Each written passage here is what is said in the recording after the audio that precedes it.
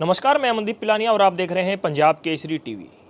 15 अगस्त 1947 को भारत आज़ाद हो गया और लेकिन कहीं ना कहीं आज की बात करें तो लोगों की सोच, लोगों की मानसिकता आज भी कहीं ना कहीं गुलाम है। 15 अगस्त 1947 को जब भारत आज़ाद हुआ, भारत पाकिस्तान का जब विभाजन हुआ, तो कहीं ना कहीं काफ़ी लोग भारत से पाकिस्तान गए और पाकिस्तान से भारत आए।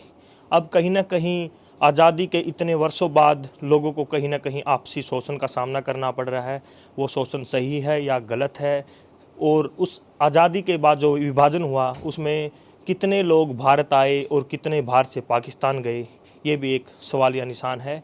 और आज के समय कहीं ना कहीं सोशल मीडिया पर एक दूसरे को ताने मारे जा रहे हैं। और हमारे साथ जींद से विधायक डॉक्टर कृष्ण लाल मिड्डा हैं, जो भाजपा पार्टी से विधायक और हरियाणा विधानसभा में डिप्टी स्पीकर हैं। इन्होंने आज से कुछ वर्षों पहले विधानसभा में एक सवाल उठाया था, जो पंजाबी समुदाय को रेफ्यूजी कहा जाता है, उस पर एक कानून बनाना चाहिए, क्योंकि भारत में लंबे समय से हैं और भारत के लिए भी इनका योगदान है।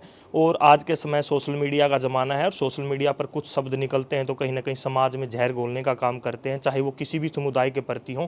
आज मामला चला हुआ है हिसार में, एक यूट्यूबर और अन्य जो व्यक्ति हैं उनके आपसी जो कॉल रिकॉर्डिंग लगातार सोशल मीडिया पर वायरल हो रहे हैं। डिप्टी स्पीकर साहब, आपने भी वीडियो सुनी होगी, किस प्रकार ये सोशल मीडिया पर चला हुआ, किस प्रकार ये मानते हैं सामाजिक ताना बाना खराब हो रहा है?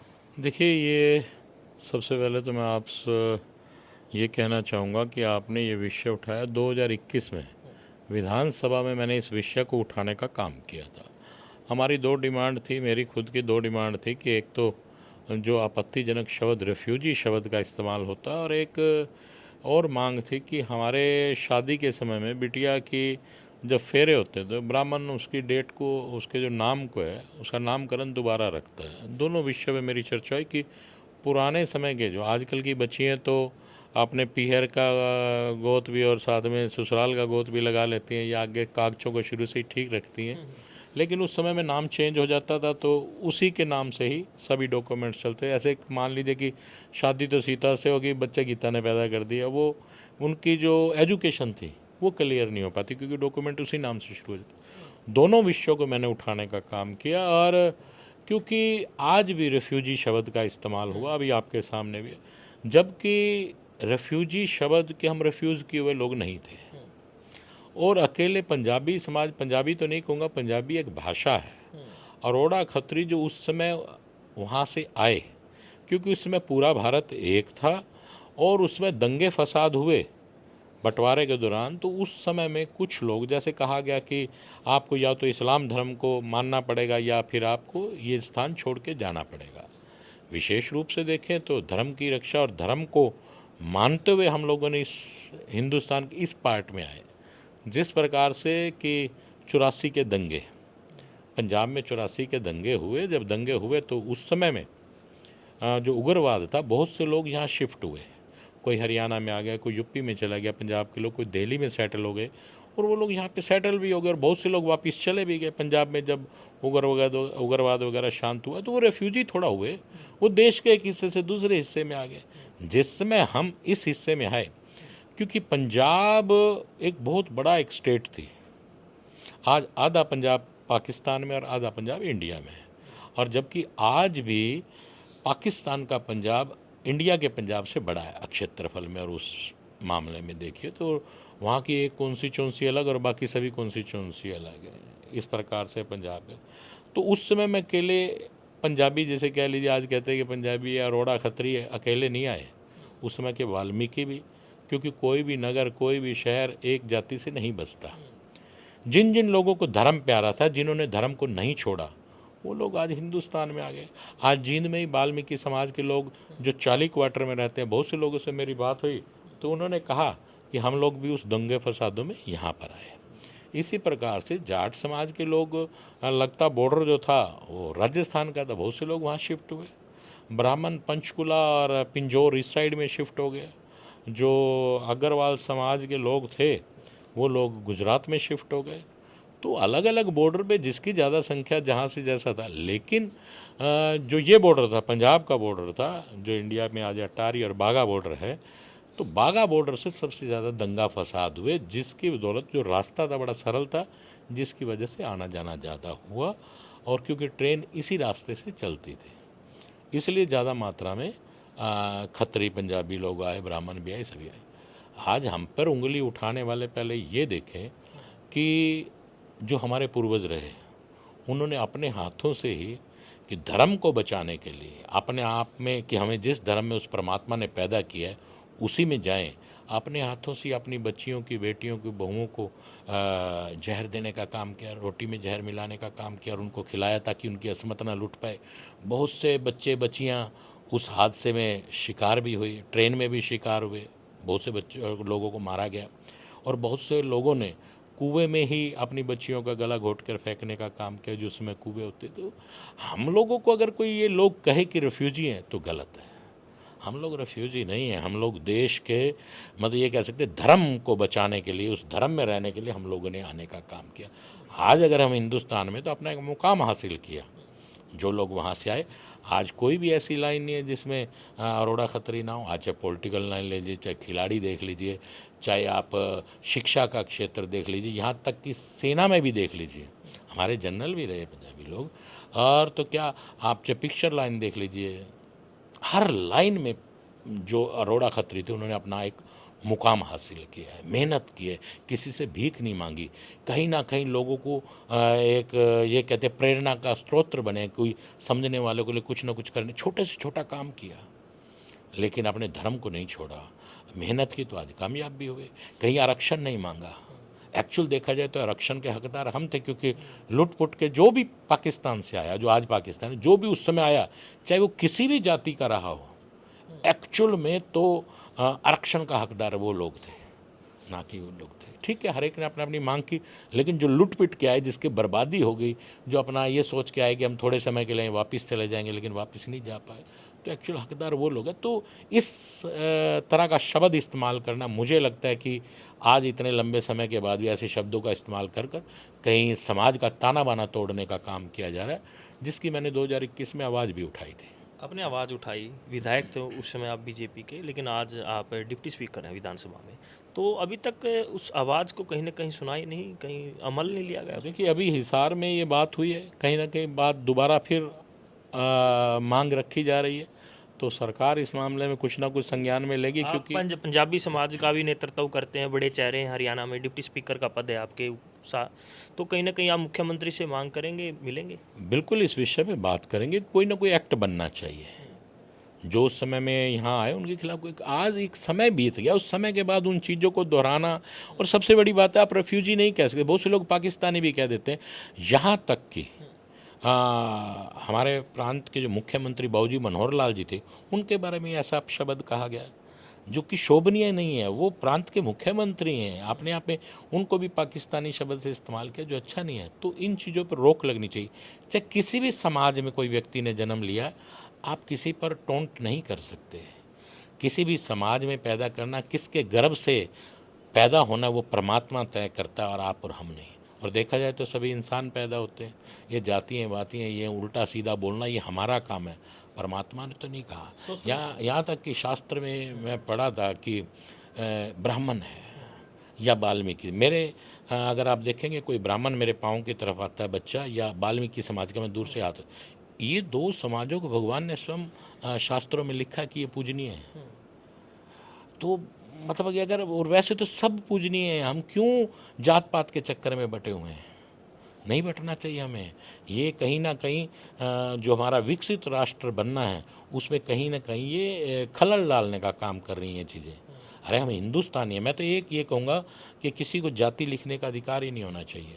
सबको ये होना चाहिए कि मान लीजिए कि डॉक्टर कृष्णलाल भारतीय है, ये लिखा जाना चाहिए। मैं भारत का निवासी हूँ, ना कि मैं किसी जाति पाति से बंधा हुआ लेकिन हूँ। सरकार भी तो कहीं ना कहीं जाति मांगती है, एक कॉलम छोड़ा है, कौन सी जाति से है? सरकार की तरफ से कहीं ना कहीं एक शुरुआत एक खाचा बना हुआ, उस खाचे को पूरा किया जा रहा है। लेकिन इन सब चीज़ों से आम व्यक्ति, देखिए जाति लिखा ठीक है, लेकिन कहीं डॉक्यूमेंट्स में इसका प्रयोग ना हो, ताकि किसी को, और हम लोगों को भी सोचना चाहिए, भाई सभी भाई भाई हैं, सभी का खून लाल है, सभी क्यों किसी से परहेज करें, कौन छोटा है कौन बड़ा।